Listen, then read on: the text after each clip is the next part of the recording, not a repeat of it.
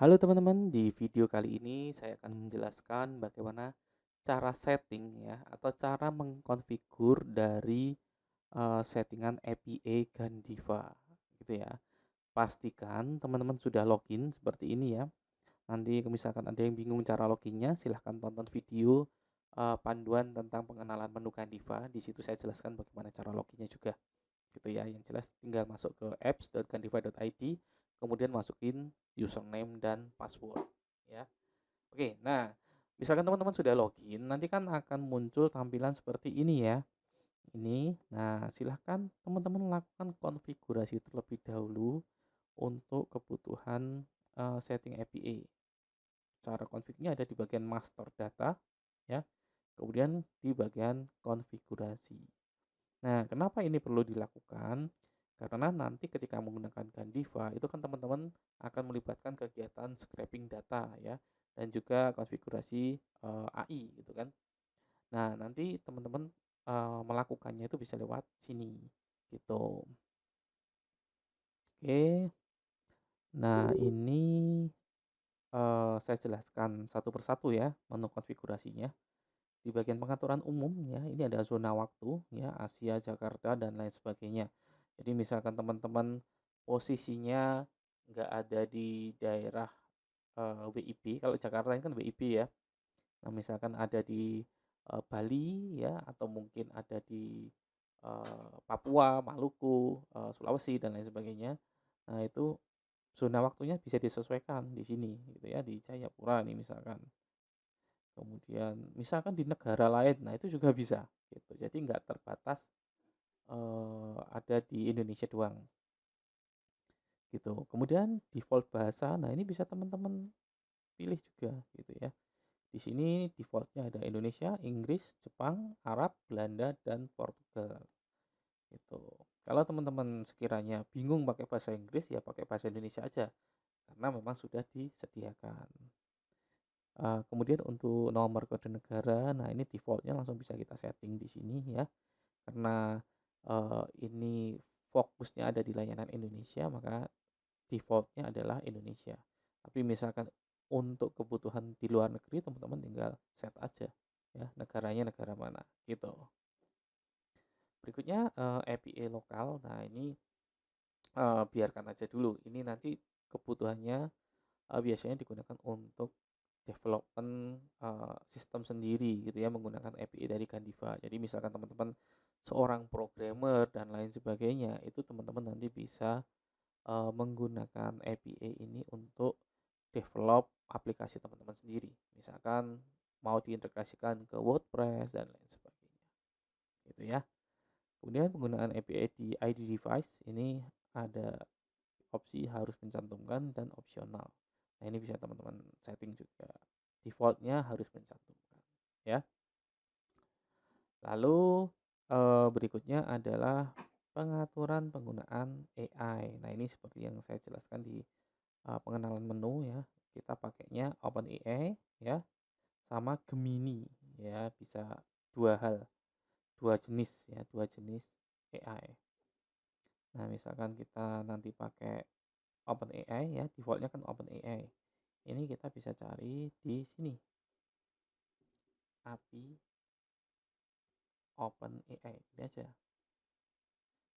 ya, nanti langsung otomatis mencari. Ya, OpenAI API overview. Ini teman-teman masuk aja ke sini.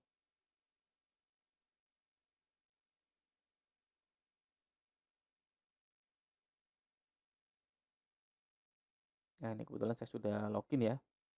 Saya sudah login, jadi apa namanya? Nanti tinggal ambil API-nya aja. Caranya kita tinggal masuk ke dashboard ya. Nah, di sini ada APK. Nah, nanti bisa teman-teman ambil di sini APK-nya. Nih, klik. Nah, ini saya sudah bikin beberapa ya.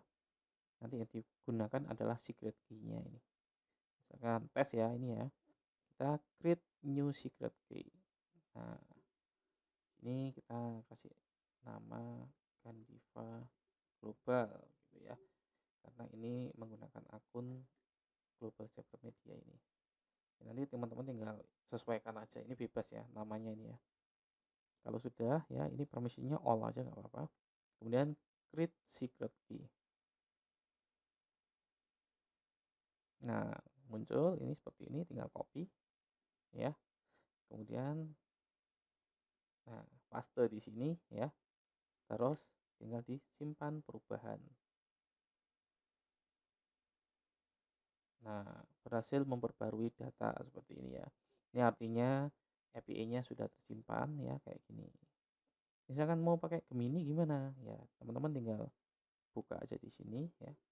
Nanti Gemini, ketika cek Gemini API. Nah, kayak gini. Nah, nanti akan muncul Gemini, get a Gemini APK di sini. Nah, klik di sini. Oke, ini kalau diklik sign in otomatis nanti masuk biasanya. Nah, pilih akun gitu kan.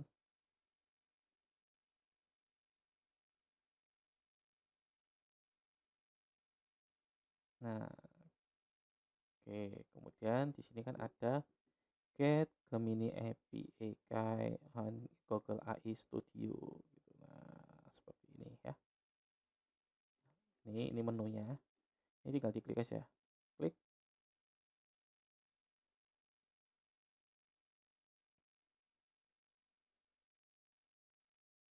Nah, ya kan kita sudah masuk ke Google AI Studio. Sini ada create API key. Klik aja. Nah, terus di sini kita bisa cari project. Jadi nanti ada proses pembuatan project sih sebenarnya. Gitu. Makanya ini cara cepatnya dulu ya. Nanti untuk pembuatan projectnya nanti akan saya jelaskan di panduan lain. Ini misalkan Canva ya. Kemudian saya klik create API key in this existing project. Oke, tinggal diklik ini. Nah, ini kan dapat nih teman-teman. Ya, tinggal di copy ya. Kemudian nanti dimasukin yang sini tadi. Ini pilih ke Gemini dulu. Nah, ininya tinggal diganti untuk Gemini-nya. Gitu. Jadi untuk API AI-nya seperti itu ya. Ini kamu bisa menerapkan Google Test ke audio. Nah, misalkan nanti teman-teman menggunakan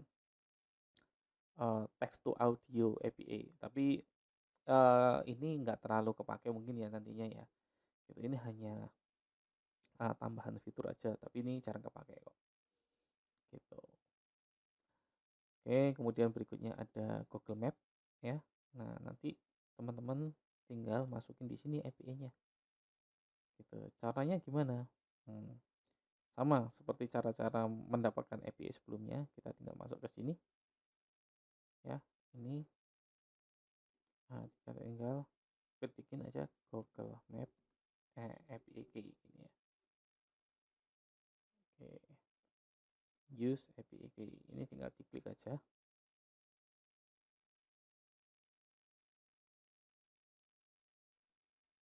Nah, ini ya.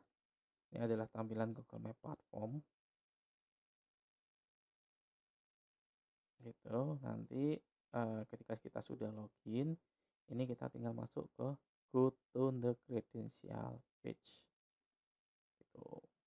Nah, khusus untuk API yang dimiliki oleh Google ya seperti Gemini, kemudian Google Map ini nanti kita perlu bikin project teman-teman. Jadi kalau teman-teman ini sebelumnya belum pernah menggunakan API, itu nanti di sini ini projectnya ini masih kosongan biasanya, gitu kan. Dan nanti harus membuat project baru ya, create project gitu. Nah, untuk create project ini nanti teman-teman akan membutuhkan informasi beberapa data diri, kemudian nanti uh, billing pembayaran dan lain sebagainya. Nah, pertanyaannya apakah API ini berbayar untuk kuota tertentu gitu ya, kuota awal-awal, kuota kecil itu Google ini memberikan free access gitu ya teman-teman. Tapi nanti untuk penggunaan yang skalanya besar ya itu baru dia akan mencharge API-nya gitu, dan ya harganya nggak terlalu mahal. Itu terutama untuk pengguna personal, yaitu saya rasa yang free-nya aja udah lebih dari cukup teman-teman. Berbeda dengan pengguna API Google yang mungkin level skalanya sudah gede seperti Gojek.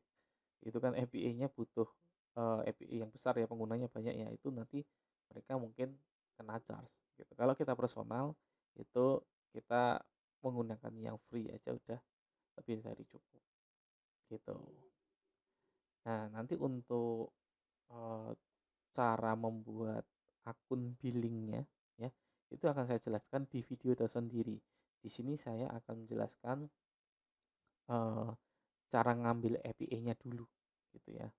Itu, dan seperti yang saya bilang di video pengenalan menu sebelumnya, kalau teman-teman awam ya, masih pemula, bingung dengan hal-hal seperti ini, nanti bisa langsung kontak CS aja. Nanti akan dibantuin settingnya teman-teman. Akan dibantuin setting ngambil API-nya. Yang penting teman-teman tinggal uh, infoin aja akunnya yang mana gitu ya. Kemudian nanti akan kami bantu settingkan API-nya. Jadi teman-teman tinggal pakai aja gitu. Nah, ini untuk teman-teman yang pengen nyoba-nyoba setting sendiri. Nah, itu bisa nggak? Bisa. Ini saya jelasin di sini ya. Nah, ini saya sudah punya project ya. Saya pakai yang Candiva ini. Saya pilih Candiva-nya. Kemudian kita tunggu loadingnya ya. Nah, untuk tampilan Google API ini memang halamannya agak berat gitu ya. Jadi kita memang butuh uh, beberapa waktu gitu ya. Nah, ini ya sudah ada. Ya, sudah ada seperti ini. Kita tinggal bikin ini. Create credential ya. Kemudian API key. Nah, creating API key. Right, langsung dapat ya. Your API key. Oke, seperti ini. Setelah kita copy ya, ini kita masuk ke Candiva, kemudian paste di sini teman-teman. Nah, udah ya. Ini artinya kita sudah dapat API Google Map ya. Kemudian pada bagian sini ya, biarkan nomor yang sama tetap di scrap. Nah, ini misalkan teman-teman scrap di daerah Yogyakarta gitu ya. Kemudian lain kali nge-scrap lagi gitu. Nah, apakah nomor yang sama mau di scrap juga atau enggak, itu kita bisa menilai di sini.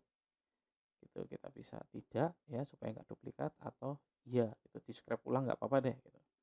Ini tinggal teman-teman pilih. Kalau dari saya mungkin di iya aja nggak apa-apa sih. Itu teman-teman. Kemudian pada bagian hanya scrap nomor WhatsApp ya. Ini teman-teman pilih yang ini aja.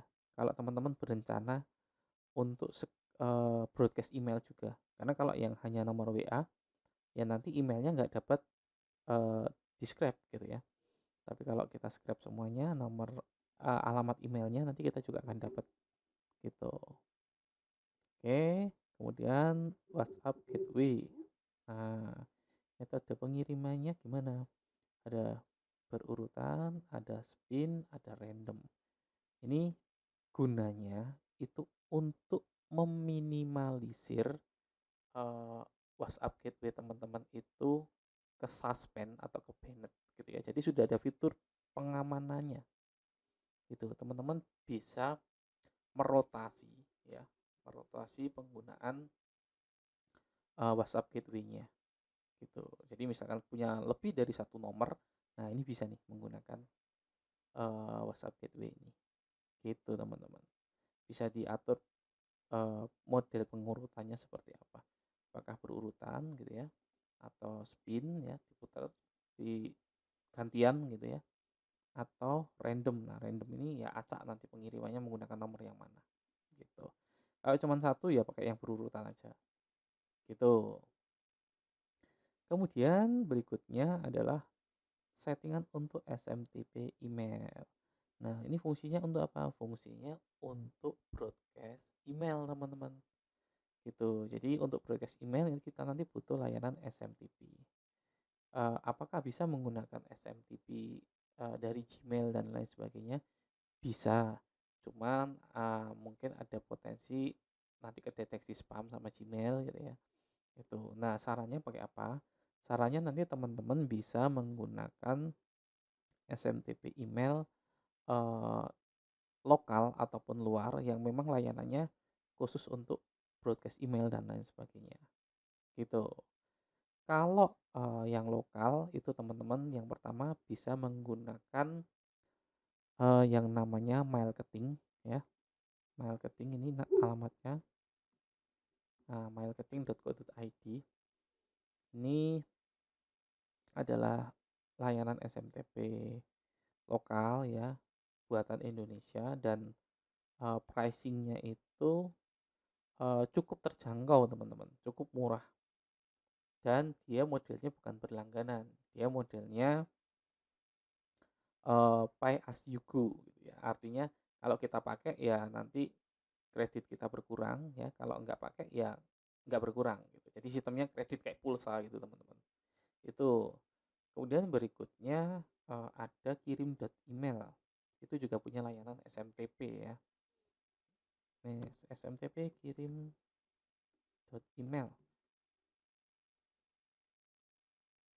Nah, ini ya layanan SMTP Relay Indonesia.